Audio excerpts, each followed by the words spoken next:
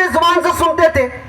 پہلے تو ہم اپنے علاوہ جو رہتے تھے ان کو اب ایک بات سمجھ میں آتی ہے, ان کو قرآن کا علم نہیں, ایمان نہیں. حضرت میں توجہ چاہوں گا, اگر کوئی بات میری زبان سے زائد نکل جائے تو معافی چاہتا ہوں. دوسروں کو سمجھانا مشکل اس لیے ہے کہ وہ سمجھتا نہیں ہے. لیکن میرے محترم بزرگوں دوستوں, چہرے پہ ٹوپی, سر پہ داڑھی, ساتھ میں دستار فضیلت کی دستار, مفتی کی سند, میرے محترم بزرگوں دوستوں وہ ظالم کہہ رہا ہے.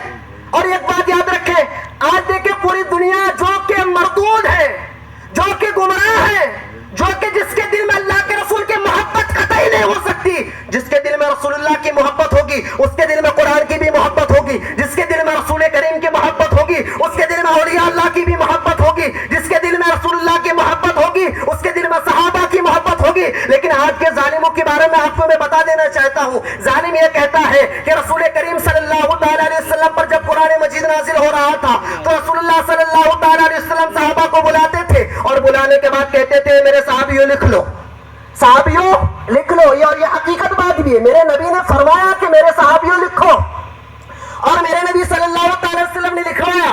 اور ظالم کا کہنا ہے کہ صحابہ نے غلط لکھا. صحابی کی گستاخی, صحابہ کبھی غلط کر سکتا ہے, جب صحابہ غلط کر سکتا ہے تو ہم کس کھیت کے مولی ہیں؟ ہم عالم بن رہے, حافظ بن رہے, یہ صحابی کی صحابیت کا صدقہ ہے. یہ صحابہ کرام رضوان اللہ تعالی علیہم اجمعین کے بارے میں میرے نبی نے فرمایا صحابہ النجوم بأیہم اقتدیتم واہتدیتم, صحابہ کرام ستاروں کے مانند ہیں, تم ان میں سے کسی ایک کی بھی اتباع کرو نجات پا جاؤ گے, ہدایت پا جاؤ گے, گمراہی سے بچ جاؤ گے. یہ ظالم کہہ رہا ہے صحابہ نے غلط لکھ دیا قرآن پاک کو, اور آگے کہ یہ صحابی کی گستاخی. اور دوسری بات میں آپ کو بتانا چاہتا ہوں, وہ کہتا ہے کہ رسول اللہ صلی اللہ تعالی علیہ وسلم نے جب اس کو دیکھا, حضور علیہ السلام پڑھنا لکھنا نہیں جانتے تھے, حضور نے صحیح نہیں کیا, حضور کی گستاخی.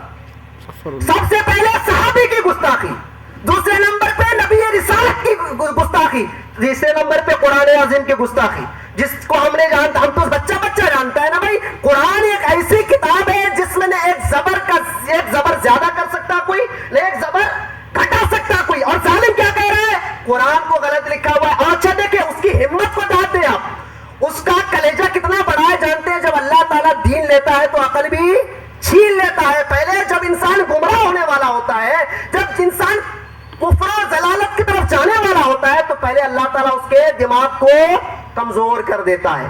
وہ کیا کہتا ہے 100% غلط. انگریز کا بچہ کیا کہہ رہا ہے 100% غلط. بھائی سن کر اتنا دماغ خراب ہوا کہ میرے رب کا کلام, میرے نبی علیہ السلام پر اترنے والی کتاب, صحابہ کرام جس کو آنکھوں سے لگاتے تھے, جس میں ساری کائنات کا ذکر, ساری کائنات کا علم, ساری کائنات کی روشنی اس میں موجود, اس کتاب کے بارے میں ظالم کہتا ہے. اچھا آپ دیکھیں, ظالم تو ظالم ہے, لیکن ظالم کو ڈیفنس کرنے والے کتنے لوگ ہیں آپ کو یہ بھی پتا چلنا چاہیے. کہتا ہے کیا معلوم کہ بھائی انسان ہے, انسان سے غلطی ہو جاتی ہے, غلطی کر لی توبہ کر لی. اب میں بتاتا ہوں غلطی کس کو کہتی ہے اور حرامی پنتھی کس کو کہتے ہیں. حضرت غلطی کس کو کہتے ہیں اور حرامی پنتھی کس کو کہتے ہیں؟ آپ کو ایک مثال دے کے سمجھانا چاہتا ہوں میں, آپ میری بات سے رائے رکھیں گے. کیونکہ دیکھیں غلطی اس کو کہتے ہیں, خطا اس کو کہتے ہیں. مثال کے طور پر میں نے ہاتھ میں ایک تیر لیا, تیر لینے کے بعد میرے ہاتھ سے تیر نکل گئی, زید کو لگ گیا جا کر.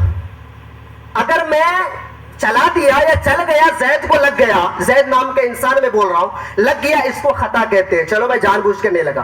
اچھا زید کو بھی میری تیر لگی, دوسری تیر زاہد کو بھی لگی, تیسری تیر عابد کو بھی لگی. کیا یہ میری غلطی ہو سکتی؟ غلطی ایک بار ہوگی بھائی, ہاتھ سے نکل گئی, فلاں کی جان چلی گئی, یہ غلطی. اس کے بعد دوسری غلطی زاہد پہ بھی میری تیر لگی, تیسری غلطی عابد پہ بھی میری تیر لگی.